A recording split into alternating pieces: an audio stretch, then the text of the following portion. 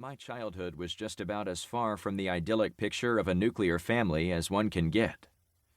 My closest relative was my grandfather, who genuinely loved me and was a kind and compassionate man. But most of my early memories were of him standing near the door, one hand on the doorknob, saying he was very busy and had to go. It seemed like he was always busy and always had to go somewhere else, anywhere but my house. The rest of my extended family lived far away, either in extremely rural parts of our state or in other states altogether. They might as well have lived on the moon. We were nothing alike, as though we were from different planets. While I was being beaten or neglected by my mom, no one seemed to care to ask how things were at home. While I was experimenting with drugs and alcohol and learning how to survive on my own in the city, they lived in the boonies, in a Norman Rockwell painting. While my friend group looked like the United Nations, they lived in all-white enclaves. While they were bemoaning the waning influence of fundamentalist Christianity in the broader American culture, I was learning how to sell dime bags and steal from department stores. We may share some genetics, but it didn't seem like we were ever really family. It felt like they wanted nothing to do with me and my messy life. Like a lot of Americans, I had a picture in my head of a family with a mom, a dad, 2.5 kids, a minivan, and a golden retriever. But my life didn't measure up at all.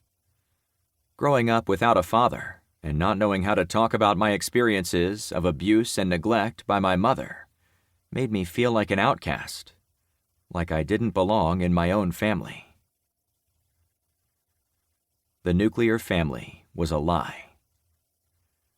A large part of the problem is the very concept of the nuclear family itself. Where did we even get the idea that the nuclear family was the ideal family? Who gets to decide these things? For eons, humans lived in bands and tribes, interdependent groups of families, related not by blood, but by a common life. After that, extended families or clans were the most common forms of family for millennia. It wasn't until the rise of Western individualism and capitalistic consumerism that the concepts of freedom and financial stability gave rise to the ideal of the nuclear family. And even then, the ideal didn't last long, possibly only from around 1950 to 1965. Furthermore, the so-called nuclear family only really benefited a select few, the relatively wealthy white Americans, and men in particular.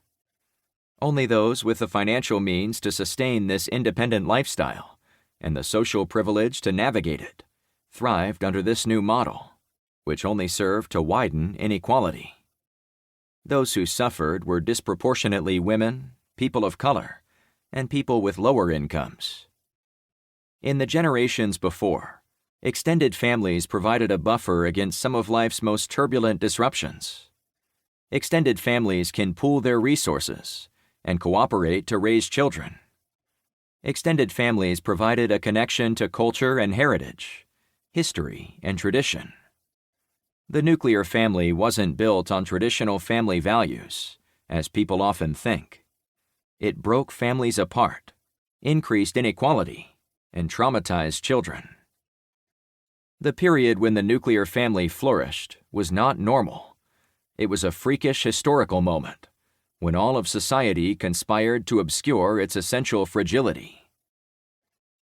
Thankfully, a massive shift is taking place.